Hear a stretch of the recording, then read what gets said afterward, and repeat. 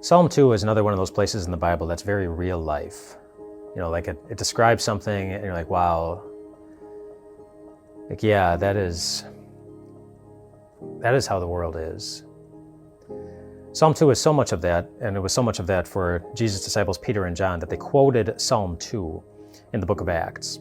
So in the book of Acts, Peter had healed someone, and then he and John were arrested, and they were put in front of the Sanhedrin, and they were put on trial, basically, and they were grilled about what they were doing with, they were told, so you got to stop doing these things. You can't keep teaching about Jesus. And life was really, really hard for them. Their loved ones may have been really worried about things that were going. And when Peter and John got back to their friends, their disciples, they quoted this Psalm 2, where it describes the world basically pushing really, really hard against God. They conspire against God. They plot against God. They take their stand against God.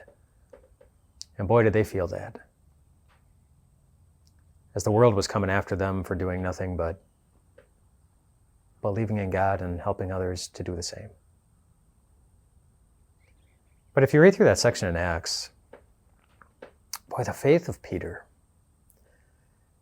and John too, it was remarkable. They spoke very, very confidently.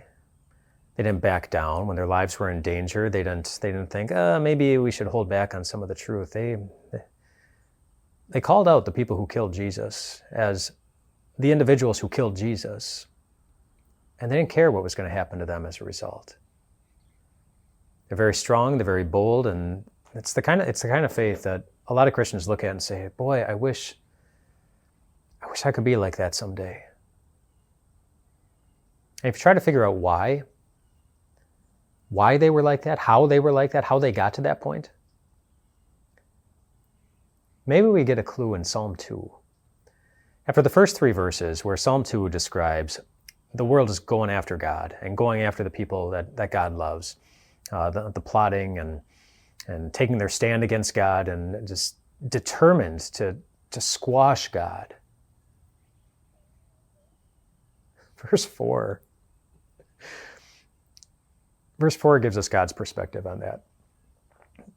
As all of this is happening, they're working really, really hard to crush the message of the gospel and to crush the faith of Jesus' disciples. Verse 4 just shifts gears to God's perspective, and it says, God's just laughing at it.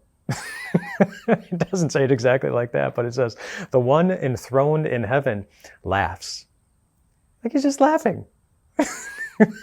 because he knows. He knows, boy, God knows what Jesus did. God knows who God is. God knows how tightly and tenderly he holds on to his children. God knows. He knows just how true it is, what the Apostle Paul wrote, that there's nothing in all creation that's going to separate us from the love of our God. God knows that. So as he sees anybody pushing hard against God or making life difficult for the believers of God, Psalm 2 reminds us that God is laughing because he knows there's no way that anything at all is going to keep you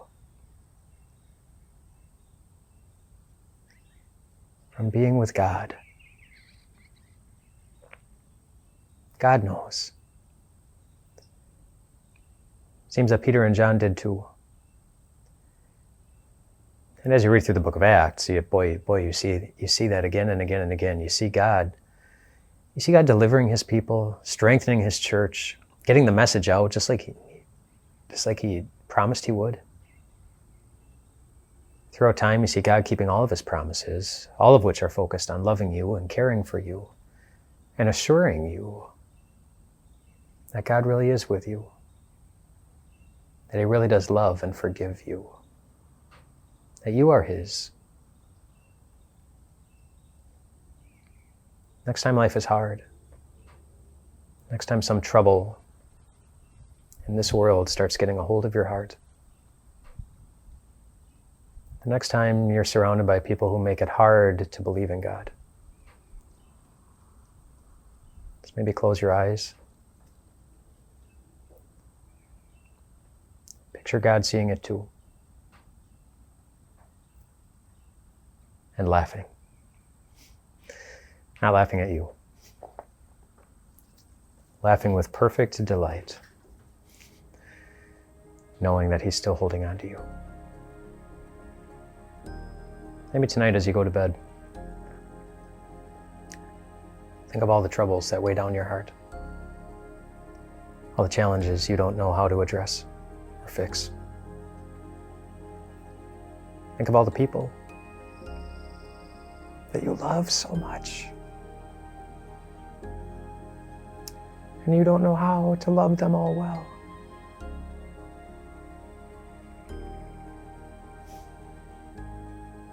Picture God laughing, because he knows how to do those things. Because he knows he will not fail to love you. And then maybe you'll laugh too. Rest well tonight, my friends.